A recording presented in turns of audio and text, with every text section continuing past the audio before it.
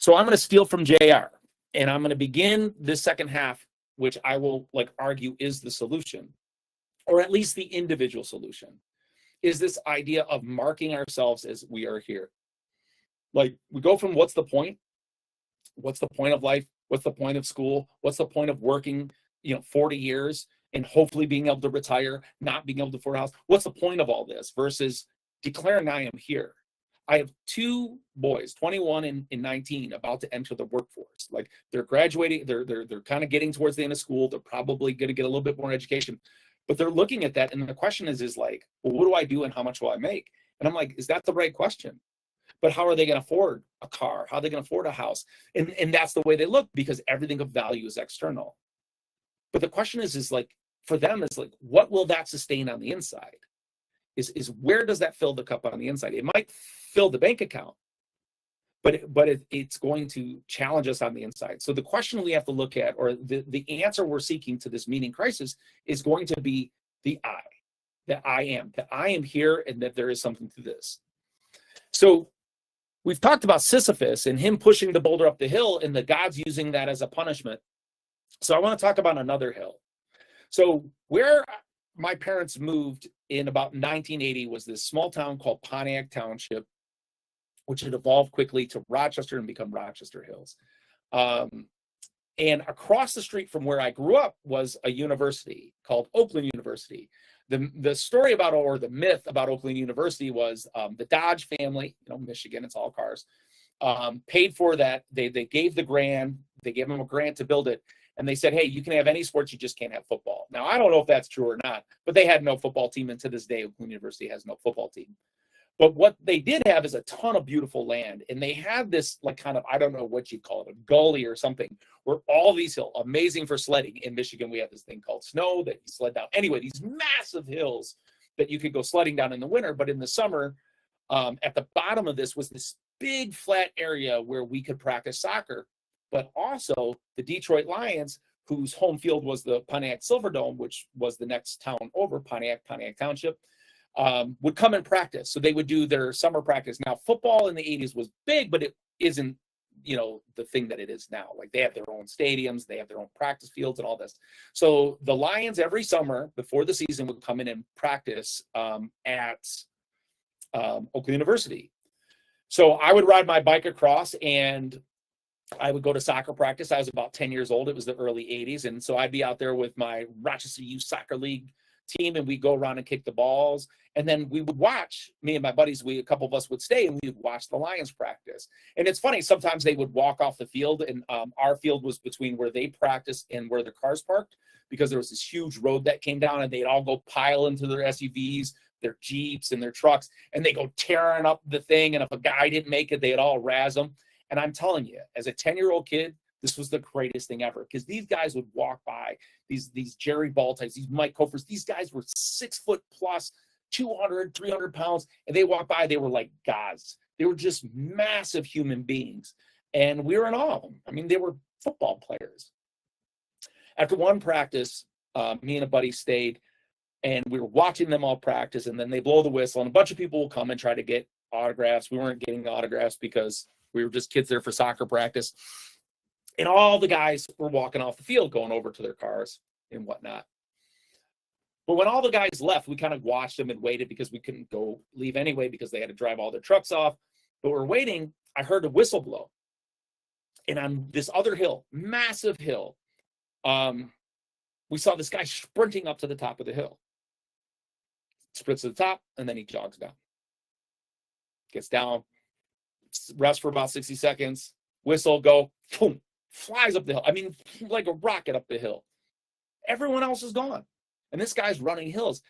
And whatever the kid curiosity in me is like, I'm going to go check this out.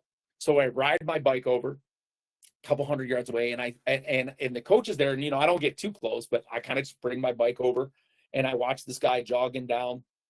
He's got his Lions practice jersey on. He comes down, he gets to the bottom. He puts his hands on his knees. He's just dripping with sweat, hair all poofed out and everything. I mean, he looks hit, and he's just huffing. He's huffing about 90 seconds.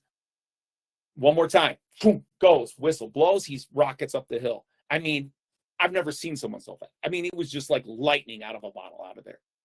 Again, up and down this hill.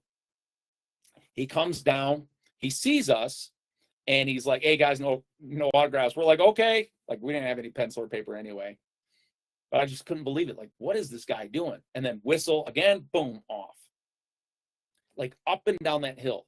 I mean, I don't know how long it was, but I can tell you this. Everybody else was gone. That was number 20. That was Billy Sims. Like, we knew it was Billy Sims. And Billy Sims was a big deal. He was our number 1 draft pick. He was the rookie of the year. He was the Heisman Trophy winner. He was an all-pro. And for a team that had pretty bare cupboards, you know, we didn't have a lot to cheer for as Lions fans, Billy Sims was a huge deal. And to see the greatest player, like, that I knew growing up on the Lions, just doing what everybody else was gone. They're over there goofing around, playing, driving their trucks up, and this guy's still running. End of practice. It shifted something in me. I just, as a kid, I'm like, okay, this guy's doing something that nobody else is doing, and he's the best player on the team. There has to be something here. And like I always say, that's the moment when I became a Lions fan. And, you know, becoming a Lions fan is a hard thing because the Lions have been terrible. Or Billy Sims ends up busting his knee. He only makes it 5 years in the league, still holds a ton of records, I think rushing per yard and things like that. I mean, here we are 40 years later, and this guy still has records. He has his own barbecue place now, which is very good, a chain. But anyway, the Lions now have become this other story because of Dan Campbell and because of the attitude that he and Brad Holmes have brought to this. This is the front of Ford Field, this all grit. When they were on HBO a few years ago on Hard Knocks, like the back of their thing was grit, and it was a joke because the Lions have been so bad for so long. Like, who are they to say grit? We've never had back-to-back years like they've had now. But the idea is like what Billy Sims had, the rest of the team did not have.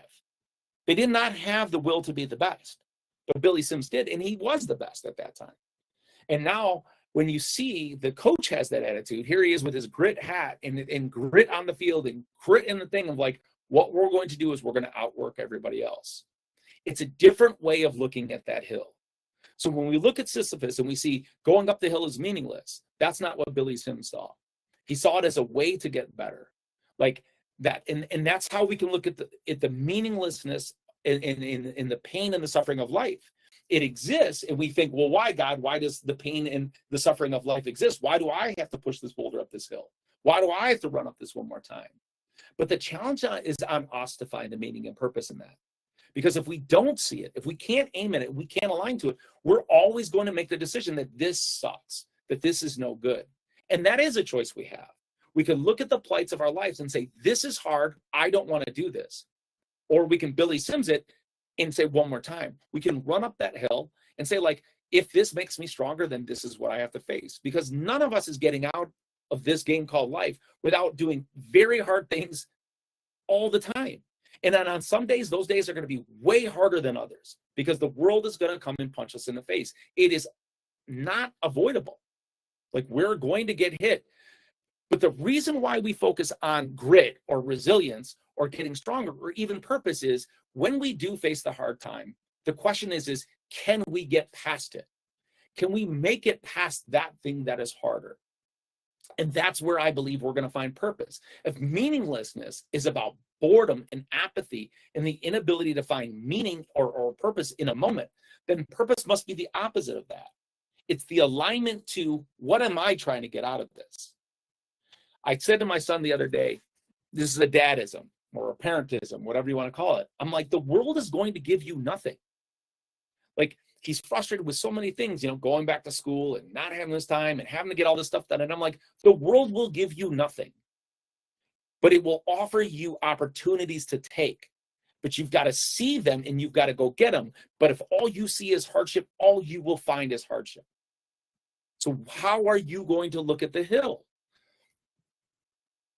In Story, we talk about this. As a matter of fact, we point you at this. Because when we're talking about stories, why tell stories? Why is the Bible full of stories? Why do we write and publish millions of books every year and make hundreds of different movies and in Netflix and the 100 million channels that we have. Like, why are we so fascinated with stories? We never stop and ask that question. But the thing is if you look at stories over time, whether they're just stories told by the campfire, like Gilgamesh, these cultural stories of old, like from Babylon, or religious stories, like the stories of Christ or the stories of the Old Testament, the stories point us to suffering. I like when people are like, oh, my God, I pray to God that he, live, laugh, love. He's going to make my world better. And I'm like, what Bible are you reading? Like, what part of the Bible is live, laugh, love? What phrase is that in? Because the truth of the Bible is every one of those stories, take the God part out of it and just take the stories. They are stories of suffering. And what does it take to overcome the suffering? It's facing it. And so it's running up the hill. It's facing the challenge that life puts in front of us, because that's the meaning that we're meant to do. Because what if the suffering is not accidental? That doesn't mean like we've been given it on purpose, but what we can do is give it meaning. And Viktor Frankl built his whole philosophy on this. He's in the concentration camps. He lost his whole family, lost his freedom, almost died, was in multiple different foreign camps. And then in the end, like, he came out and he's like, there has to be meaning to this, because what he found is the people in camp who had a meaning and purpose to live had a greater chance of survival than those who gave up their meaning. And by the way, there's data that proves that people who have a meaning and purpose in their life will live longer than those who don't. Now, where's the science behind that? So when we look at our stories, what we're looking at is this idea of like, challenges are not the thing we're meant to avoid. Challenges are the things that we're meant to face, because those are the things that shape us. And I talked about school, so I'm going to talk to you one of the things they talked about us in school. So every few years, someone comes out with something and they'll talk about it. This one came out, it blitzed. I was at one professional development for one slide. This guy mentioned this thing called the zone of proximal development. That's how we're supposed to be teaching kids. And then he moved on. And they talked about this thing called scaffolding and all this other stuff that went with it, this educational jargon. And I'm like, whoa. Go back. Now, of course, he didn't. But in my head, I saved that nugget. And it has stuck with me. It's designed by the scientist. I think his name was Vygotsky. But he was talking about, we all have this zone of proximal development. So there's our current space, our known. That's what we talked about in the story. There is this place that we know. Right now, I am the Aaron that I know. Today, I could run 3.41 miles. That's what I was. Yesterday, I only did like 3.11 miles. But today, I went an extra, well, I said a half mile, but it was probably like a fourth or third of a mile, whatever it was. But anyway, the point being is like, I know. I could probably guess about how many sit-ups or push-ups I could do. 3. But anyway, the point being is we all have this zone of what we know we can do. But what Vygotsky pointed to is like, we also have this place beyond that ability, that we all have this ability to go a percentage past our own capabilities. We can work a little bit harder. We can run, right, Curtis, a little bit further. We can push ourselves a little bit harder to become better. I might not be a good cook today, but I can get a bit better if I try something new, if I challenge myself to get a bit better. Now, he says, out of that, there's a capacity that we can't do. So let's say I think I can do 10 push-ups. Well, maybe I can do 10 and a half, or maybe I could get to 11, but 50 is probably out of the question. And so the thing is we do have limits currently on this, but by going into our zone of proximal development, what we have is the ability to do is to increase our capacity. So we teach school like it's absolutes. You either know algebra or you don't. You either pass the test or you don't.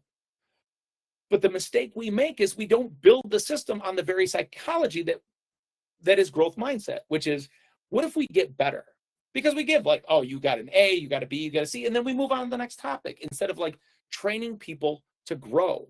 So we haven't taught this next generation. We haven't taught our generations to grow. But the psychology says that is how the human brain is wired, is through growth, through growing by always pushing ourselves one step beyond what we know that we can do.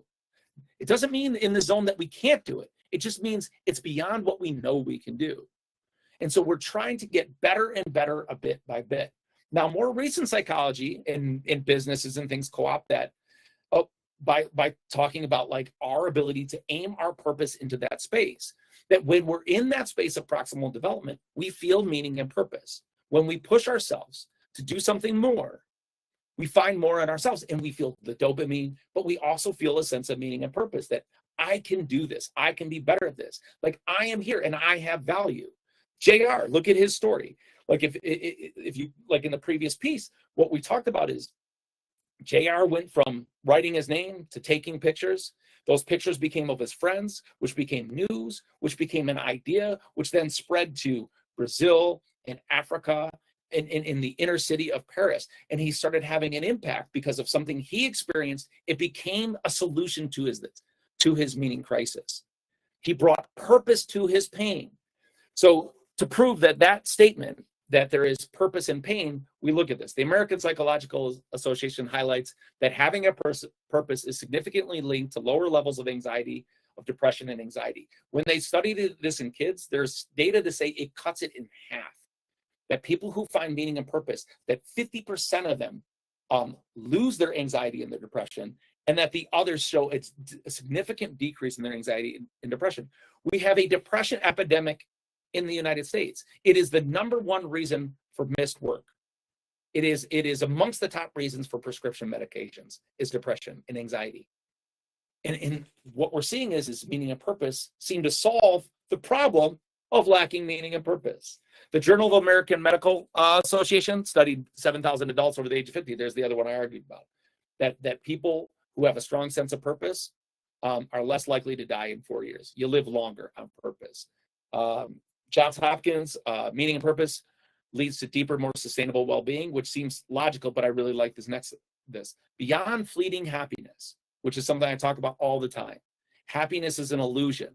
Purpose is real. It fosters resilience, fulfillment, and direction. Think about those three things. Those are three very separate things. Resilience is inner strength and fortitude. It's your ability to walk into the zone of proximal development. Fulfillment means that when I do that, I get something back. That when I give to the thing, I get something back. And then the last thing is direction. Well, what is purpose if not the point? Right? A story without purpose has no point. So when we ask what is the point, what it means is what is the direction? Because that's what a point is. It means we point at something.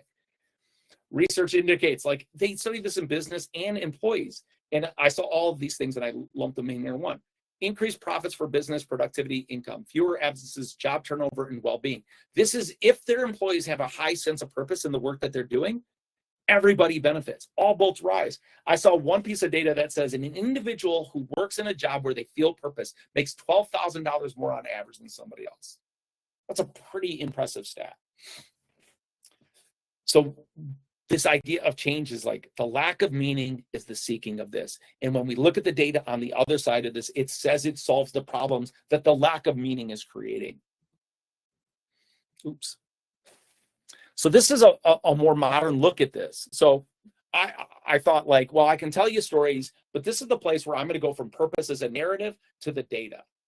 So there's something called the 1% rule. This is talked about often in business and things like this, but it's also in habits and in how we can grow. But this is an interesting piece of data. And I found myself talking to my son about this when he was going back to school the other day.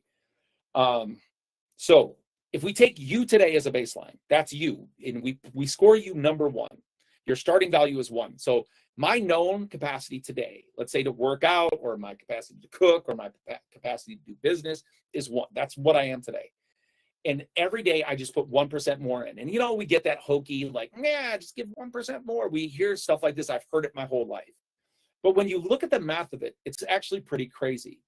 That if I focus my purpose on getting better at something, like some part of my work or being a parent, because none of us are perfect at that, being a friend, being a coworker, like building a business, whatever it is, like if we put it in, like look at the math. It's actually pretty obvious. If we increase it by 1%, which is 0.01, that's not a lot. I just get a little bit better today. 1 times 0.01 is 1. We see the 1% increase. Here's the best part. After 2 days, we see a 2% increase. After 3 days, we see a 3% increase. And you're like, okay, well, that makes sense because you're adding 1% every day. But it compounds. What you don't see down the decimal points is behind that is you're actually getting a little bit more each time. It's 1% on that 1%, which in the beginning doesn't seem like much. But after 365 days, you're not 100% or you're not 3% better, because that's what that would be. You're 37.78% better. Like, you're increasing exponentially. So the little bit that you're getting better today, oh, I'm not getting any gains at the gym. But if you do the same thing, if you keep on doing the same thing every day, what you do is you see the gains begin to compound. They get better and better. So like today, I'll give an example because, Curtis and running. Today I ran a half a mile further.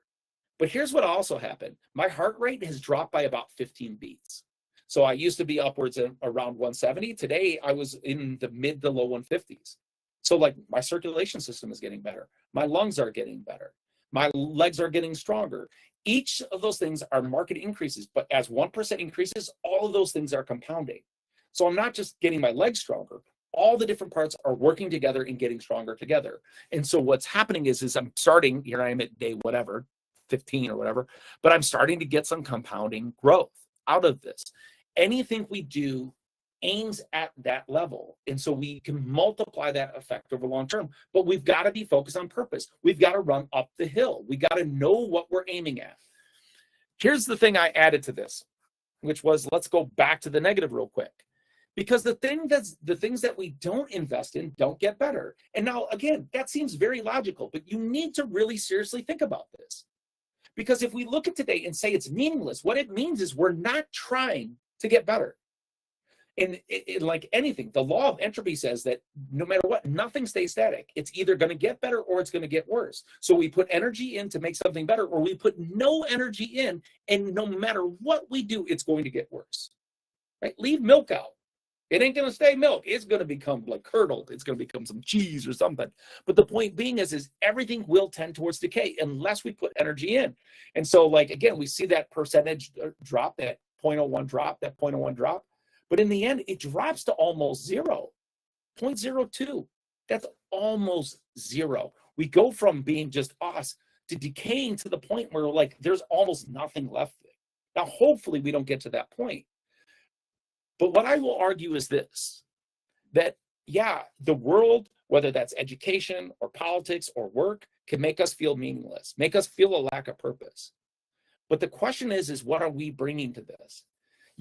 Viktor Frankl said that meaning isn't something that the world gives us. It's something that the world has that we must go out and seek. So that's why he wrote his book, Man's Search for Meaning, not the world's meaning. Like I said to my son, the world isn't going to give this to us. It's up for us to go and get it, but that's hard. Yep, it's hard. It's hard to go out there and do 1% more. Well, this isn't getting better. But here's the funny thing about things not getting better in our world. The question is what are we doing every day to make it better? And if our first response to that is well, my boss or my partner or they or this or the Democrats, or the thing is you've just given that percentage to somebody else. And how in the world is somebody else going to make you 1% better? They can't. They can only give you the choice to do it. So any change that you've made in your life, you've made it. You've done the work.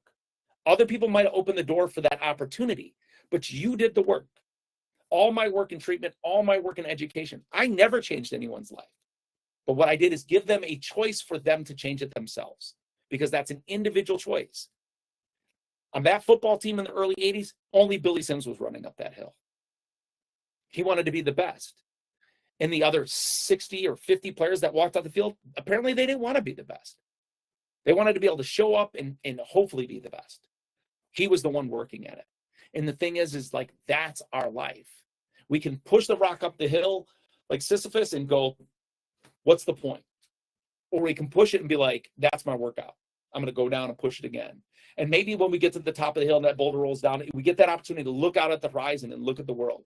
And just take that minute and say, like, this is why I push it up the hill. Because I did all this work so I could see the horizon. Every day, it's our choice to make the burdens that we carry meaningful or meaningless. And the difference is growth or decay.